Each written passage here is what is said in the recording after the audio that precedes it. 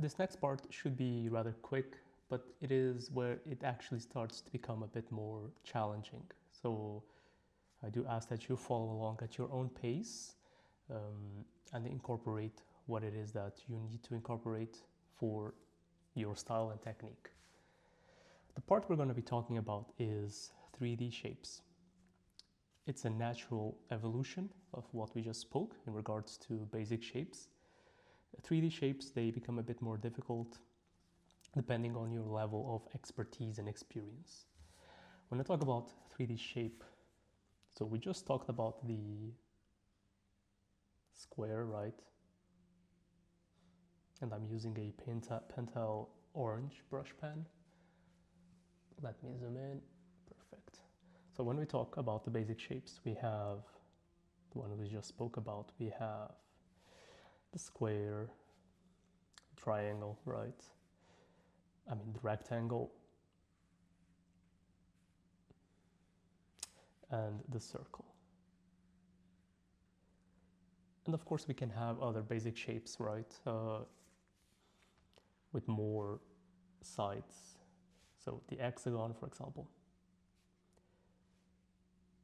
It's the first example that came to mind, I don't know why. But basic shapes, we can consider these: the square, triangle, rectangle, and the circle. We already spoke about that. Taking them into 3D is the next obvious step. So for example, let's say that I take out the, and I'm going to change to the red pen. Let's say that we take out the square, right? And we do it in 3D.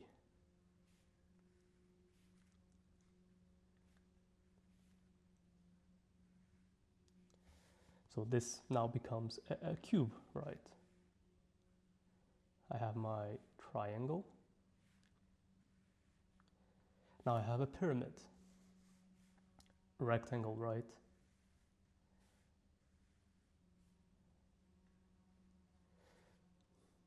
I have this. I forgot the name, but we have this. And for the sphere we have, well, we have the ball.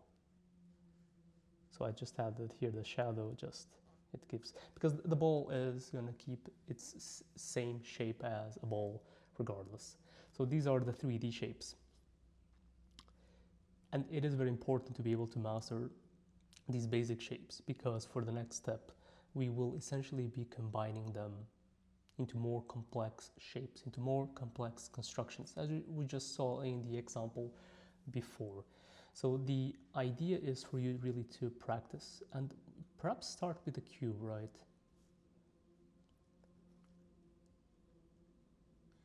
Start with a cube and try drawing a cube across multiple angles. And this part can be a bit boring, right? But essentially we are just drawing the cube and the rectangle. And it can be a bit hard to think of different angles to draw this. But try drawing these different objects into 3D objects.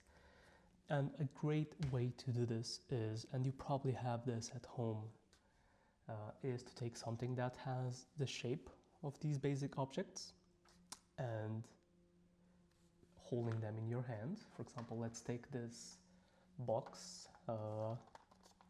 It's a brush box, a Kaimei brush. So it's a very exotic brush, but it has a rectangular form, right? And maybe I can hold it in my hand like this, and I can try to draw it.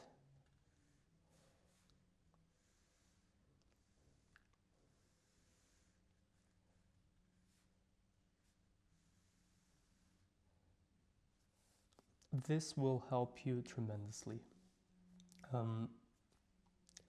Again, because we will start combining these 3D shapes into multiple, more complex objects, especially in regards to the human body.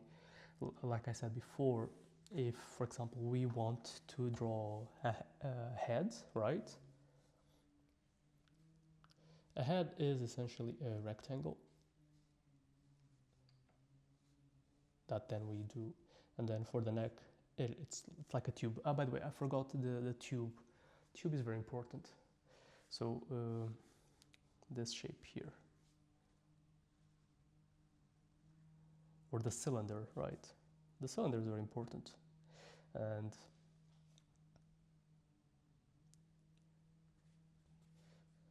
the cylinder is probably the most, and this is something that we will also talk about, which is in regards to texturing and shading. But the tube is a great exercise when you start to think that when you want to draw depth, and this is something we can talk about in one upcoming lesson when we get to the shading. But for example, if I were not to divert from the subject, just a slight diversion, so please follow along.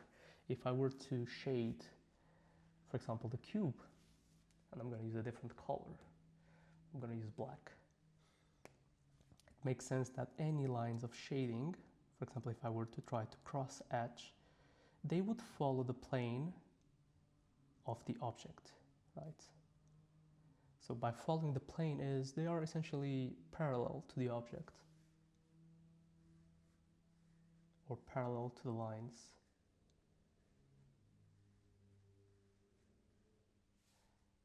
Same here. I'm going to change the color so it's a bit more obvious. Not change the color, change the brush. So for example, if I were to shade this rectangle, the line would follow, the lines for shading would follow the object, would be parallel to the object. Same here, horizontal, because it's following this line right over here, this horizontal line. Perfect. And this is also a great exercise as well for your line control. It's a tremendous exercise for your line control just to do these lines. It's a great exercise as well to avoid doing chicken scratching as well, this exercise. But when we come to the tube, and here's why I was saying that the tube is so important, is that the tube, right,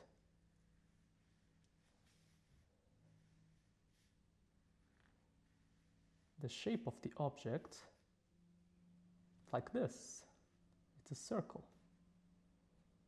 It's not a circle, it's the line here follows this line of the circle. This is important, this is going to be important for shading as well.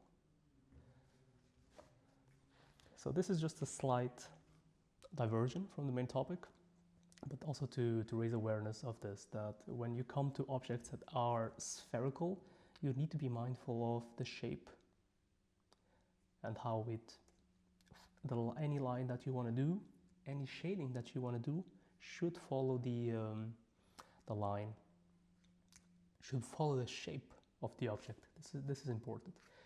But yeah, the whole idea of the next steps for the program, for this drawing workshop really, is for you to get comfortable taking an object that you have at home, especially if you're not comfortable yet with drawing. Let's say I'm going to take my mic receiver, which is rectangular.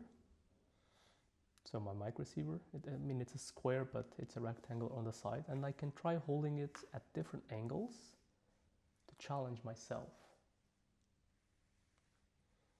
to draw it.